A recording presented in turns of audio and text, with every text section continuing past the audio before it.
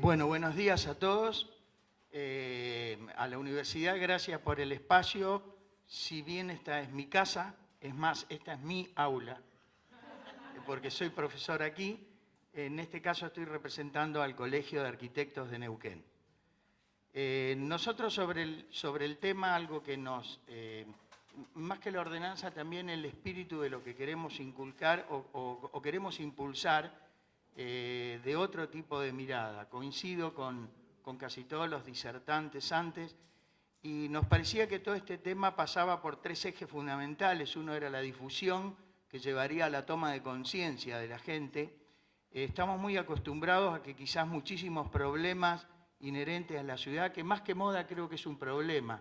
Las modas se van, los problemas quedan. Y este es un problema que nos va a quedar. Aunque por ahora lo entendamos como moda, o sea, algo mediático, es un problema que tenemos en las ciudades, hacerlas sostenibles en base al consumo de energía. La difusión de esto y la toma de conciencia creemos que es fundamental, porque en las estructuras de las sociedades modernas no podemos dejar todo en manos del Estado. O sea, de alguna manera el ciudadano nos tenemos, o sea, como sociedad, de hacernos cargo de algunas cosas. El segundo eje es esa capacitación, tanto en la universidad como en los profesionales, de romper esas estructuras que nos ponen cómodos trabajando de determinada manera, y tenemos que pensar en necesariamente nuevas formas de construir el hábitat y nuevas formas de hacer ciudad, porque en esto, si bien no es caótica nuestras situaciones, en algunas cosas hemos fracasado. Nuestras ciudades no son inclusivas y de alguna manera consumimos una energía tremenda para lograr que ese hábitat humano sea confortable. Y la tercera fundamental, que ahí venía de las ordenanzas, creemos, o las legislaciones que debería haber, de ordenanzas que acoten y reglamenten otro tipo de mirada. Cuando hablamos de la sustentabilidad y las energías renovables, hay dos miradas. Una, la que puede tener, por ejemplo, el INVAP con los grandes desarrollos, lo nombro simplemente porque está usted aquí, y a nosotros también nos da la sensación de que con muchas cosas que nos pasan en la Argentina están supeditadas o vinculadas a los grandes desarrollos. Al día que tengamos un buen transporte vamos a solucionar lo del coche. El día que tengamos el tren bioceánico vamos a solucionar otras cosas. Hace 106 años que tenemos el proyecto del tren bioceánico. Y nos falta siempre esa mirada doméstica de las cosas que podemos hacer ahora sin tener todavía un parque eólico, sin haber desarrollado Vaca Muerta, sin haber desarrollado un montón de cosas. Y esas cositas de entrecasa domésticas son tremendamente importantes y no le damos bolilla. Y nos parece que esa la legislación es lo que tiene que acotar o no. Y sobre eso queríamos centrarnos, o sobre todo ocuparnos como profesionales, porque pareciera que todo, cuando hablamos de esto, es como que queda todo a que el día que seamos Ámsterdam vamos a cambiar. Y no somos Ámsterdam, somos Neuquén, Chipoleti y todo el Alto Valle con otra realidad. Van a pasar muchos años, como decía Martín Isla, pero hay cosas que podemos hacer mañana y ocuparnos mañana de esto. No tenemos legislado, por ejemplo, ni amparado dentro de los indicadores urbanos para construir en nuestras ciudades los índices de aislación térmica. O sea, nos preocupamos que nuestras casas y nuestros hábitats no se caigan, que no ocupen más de X% de la tierra, pero no hay problema en que sean todos de vidrio mirando al norte y que después tengas que llenar de aire acondicionados o calefactores para todo esto.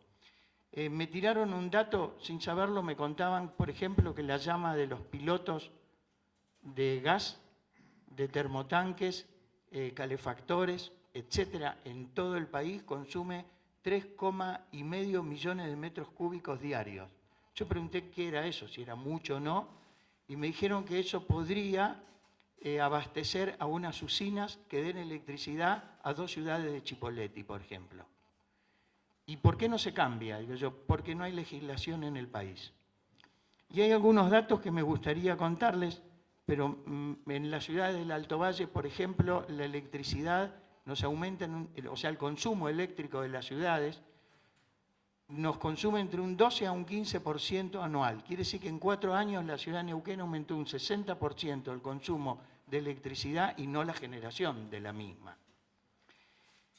Regamos las plantas y lavamos el coche y construimos, inclusive con agua potable, con todo lo que eso significa de un costo energético de potabilizar el agua. Estas aislaciones de muros, que yo le decía, o de techos, o simplemente las normas las tenemos, son las normas IRAM, no hay que inventar nada ni tenemos que importar nada de todo esto. Simplemente tener legislaciones que las cumplan y la aplicación de los entes que lo tienen que hacer, que los hagan cumplir. Simplemente por ejemplo, controlando las envolventes hacia el norte o los dobles vidriados herméticos, reduciríamos un 50% la pérdida o la ganancia del calor del hábitat humano. Los líquidos cloacales. Tratamos el 100% de los líquidos cloacales, menos del 30% del que está contaminado con las bacterias. O sea que tendríamos que tener tratamientos diferentes. Es ilógico pensar que vamos a despanzurrar la ciudad de Chipolete y de Neuquén para generar otro sistema de cloacas que divida aguas negras de aguas grises. Las aguas grises son las aguas no contaminadas por bacterias. Lavarropa, cocina, simplemente decantando los detergentes, no tienen ninguna bacteria. Es ilógico pensar con eso, pero sobre lo nuevo que estamos construyendo, ¿no podríamos acotar ese problema a lo que ya tenemos y empezar a tener legislaciones que nos hagan una mejor ciudad en todos esos puntos? Tenemos uno de los lugares con más viento y radiación solar todos los años. Y no tenemos ninguna legislación que aplique todo esto. No queremos un parque eólico ni estamos pensando que una casa tiene que tener un gran molino de viento en el techo.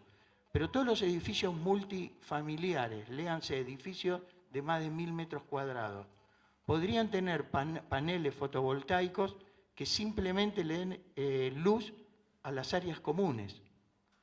Empezar a obligar a todos los edificios públicos a que generen algo de su energía, me parece que sería una muy buena legislación. Ningún edificio público lo tiene. Todavía estamos pensando en los grandes desarrollos, pero no podemos controlar los pasivos ambientales de los basurales urbanos, del tratamiento de nuestras costas del río. Todos sabemos, y lo tenemos en las noticias, de los vertidos de las plantas de líquidos de tratamientos cloacales hacia el río, y son todos ciertos. Y generamos y tenemos cosas, o sea que compramos cosas que me parece que están bien, pero de alguna manera tenemos que ser conscientes. Toda intervención en el territorio, en cualquier paisaje del ser humano genera impactos. El impacto cero es absolutamente falso. Siempre modificamos cosas de los entornos y siempre generamos impactos que van a ser positivos e impactos que van a ser negativos. Todo hecho arquitectónico, todo hecho urbanístico se convierte sí o sí en un hecho que involucra a la economía, en un hecho cultural y en un hecho social. No es un problema espacial ni constructivo, ¿no? Es absolutamente de toda la sociedad. Los que somos de acá podemos ver lo lindo que era cruzar el puente y mirar el río. Actualmente no miramos el río, sino miramos la cara de nuestros políticos o de distintas cosas. Inclusive hay un cartel de la UFLO, Néstor, que tenemos que sacar. Tenemos que revalorizar eso. Nuestro patrimonio no es nuestro patrimonio arquitectónico. Somos ciudades muy jóvenes. Nuestro patrimonio es el paisaje. Y esa conciencia es la que tenemos que intentar preservar con actitudes y con legislaciones. No tenemos una legislación sobre la cartelería en los accesos de la ciudad. Las ordenanzas nuestras a veces se convierten en muy mediáticas y nos equivocamos en cosas que son graves. Creemos que hacer ciudad es lotear. No es lotear hacer ciudad. No podemos generar más suelos urbanos. No podemos ir en contra generando ciudad presionando contra las tierras fértiles. Eso es sustentabilidad. O sea, tenemos que crecer con nuestras ciudades en otros lados y concientizar que hay que crecer en densidad, que tenemos que generar otro tipo de estrategia para volver a ser ciudad. Y esto, los actores son muchos. El actor principal de todo esto es el inversor, es el negocio que tiene que serlo.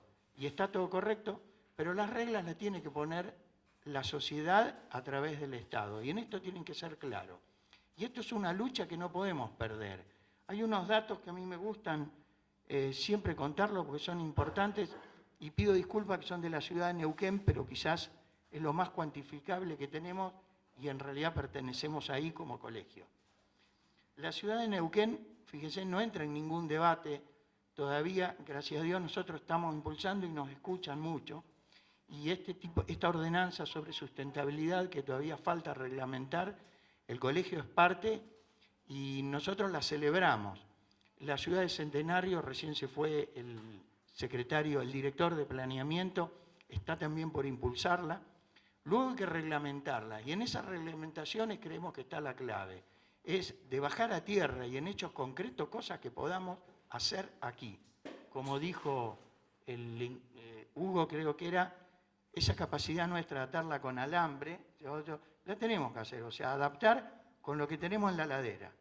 Con eso tenemos que cocinar esto y no esperar que se genere un parque eólico en la entrada de Chipoleti o de Neuquén. O sea, hay acciones que podemos hacer ya. El arbolado urbano. Ninguna ciudad superamos el 40% del arbolado urbano, pero tenemos cada vez menos suelo absorbente, generamos lo que se produce en la isla térmica, por tanto hormigón, tanto calor. El arbolado urbano es algo fantástico para sostenerlo y no tenemos nada legislado. No ejercemos el derecho de policía para que el que construye tenga que plantar el arbolado urbano. Creo que el señor es de Coquid. Fíjese usted que no tenemos ninguna legislación en ninguna de nuestras ciudades que prohíba actualmente los pozos absorbentes. Los pozos absorbentes fue algo sustentable en un momento de nuestra historia, pero no ahora. Las condiciones cambiaron, las ciudades no podemos proveer por un déficit de infraestructura tremendo los desagües sanitarios, entonces seguimos permitiendo en Chipoleti, en Neuquén y en todas las ciudades los pozos absorbentes, que obviamente contaminan totalmente. Y hoy en día, cuando tenemos otras respuestas tecnológicas mucho más sanas, no las legislamos. O sea, nos parece que ese vacío o esa mirada a la espera de los grandes proyectos no nos deja mirar lo que tenemos que hacer hoy a la tarde o mañana. Y esas cosas las podemos hacer, son muy sencillas.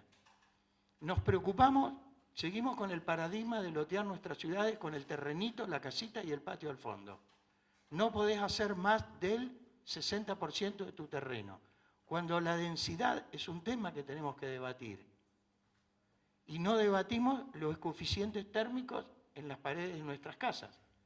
Y no nos preocupamos porque nos venga un edificio enlatado desde otros lados, mirando al norte, con todo vidrio, que no le alcanzan la azotea ni los sótanos para poner los equipos de aire o de calefacción. Por ejemplo, hablo de la ciudad judicial de Neuquén.